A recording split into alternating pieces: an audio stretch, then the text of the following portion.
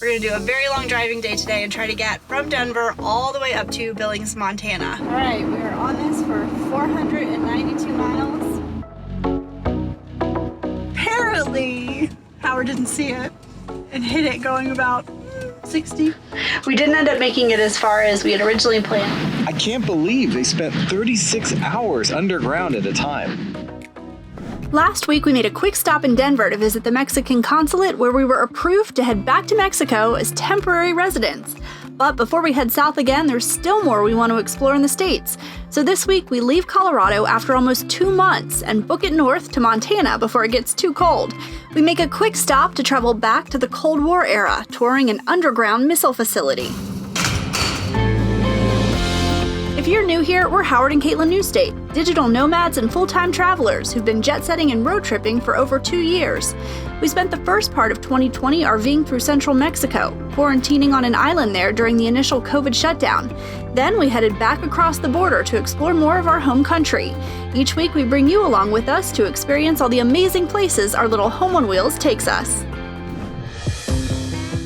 Alright, we made a game plan over breakfast. We're going to do a very long driving day today and try to get from Denver all the way up to Billings, Montana. So it's a big undertaking, but we'll see how far we can get. Alright, we are on this for 492 miles, one road north. We had barely hit the road before there was a roadside sign for a historic site I had never heard of, the Quebec 1 Missile Alert Facility. Cables buried in the ground. They connect our launch facilities to the missiles themselves. Originally constructed in 1962 as a Minuteman I Launch Control Center, it was upgraded to a Peacekeeper Missile Alert Facility in 1986. The men and women who worked here were part of the 90th Bomber Wing, specifically the 400th Missile Squadron. As the name suggests, this was one of the control centers buried 50 feet underground that served as a hub to an array of 10 underground missile silos. Each silo housed a Peacekeeper missile, a sort of super missile that contained 10 nuclear warheads and is one of the most powerful weapons ever constructed. From this single site, the missilemen, as they were called, could theoretically strike 100 individual locations, predetermined by codes, on the other side of the globe, based on orders of the President of the United States. 2 keys and 2 of these facilities were required as a safety in order to launch a single Peacekeeper missile. The first thing they would do is check their quality seals to ensure there'd be no espionage or sabotage. It's incredible to stand where missilemen spent up to 36 hours straight underground, always prepared to launch an arsenal of nuclear weapons at a moment's notice. The stated role of facilities like this was to serve as a deterrent during the Cold War to any other nation considering an attack against the United States. For almost 30 years, teams of missilemen defended our country by rotating shifts in these heavily fortified underground control centers until the entire program was decommissioned in 2005.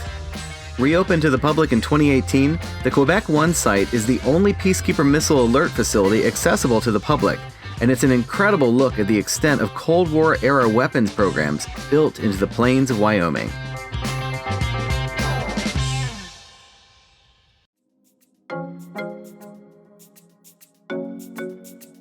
It was a long day.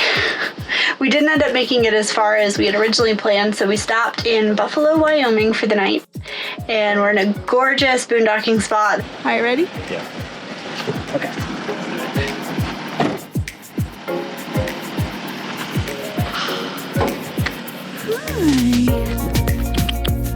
Hi.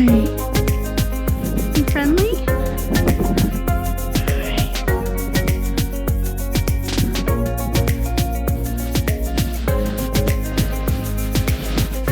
There are horses and cows right outside our windows, which is pretty cool. We're gonna stay here for 2 nights and then continue on. We had made multiple stops throughout the day today, so it was just better to call it a night instead of continuing on because we're both pretty tired.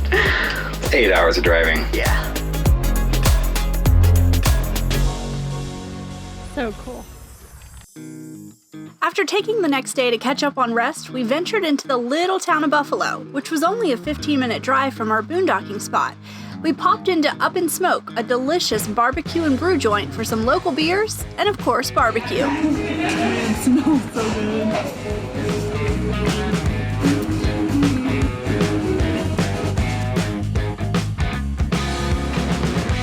And to top it all off, they even have homemade ice cream.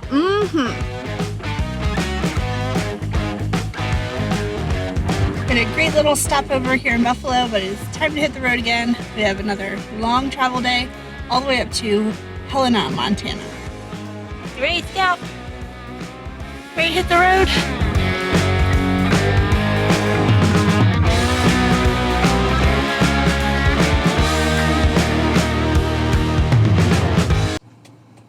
It's been a long travel day, y'all. So we got onto this crazy dirt road. Well, it's a highway that's under construction, so it's just gravel and dirt. And then we were back on pavement. And there was this one little section of gravel, and there was a big dip. And apparently, Howard didn't see it and hit it going about 60. 55 to 60, yeah. It's fine. And I think the car went airborne. So we stopped to check it. He says it's fine. 40 more minutes.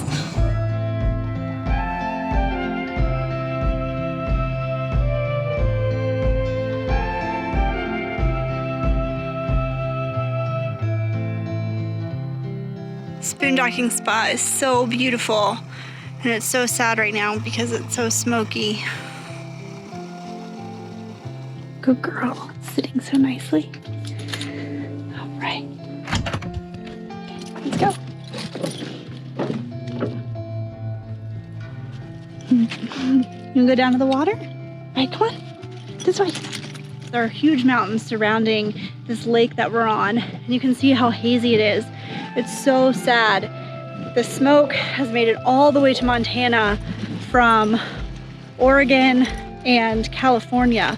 And we were looking at the air quality map, and it's just absolutely terrible. So I can only imagine what it's like at the epicenter of these fires right now. It's just totally devastating. We're supposed to head to Glacier National Park in a couple of days to celebrate Howard's 40th birthday. But I don't know if we're gonna be able to do that. We met a couple who just came from there, and they said that the smoke was so thick you couldn't see anything and it was hard to breathe. So we might have to reevaluate our plans. Very different than the beach at home, huh?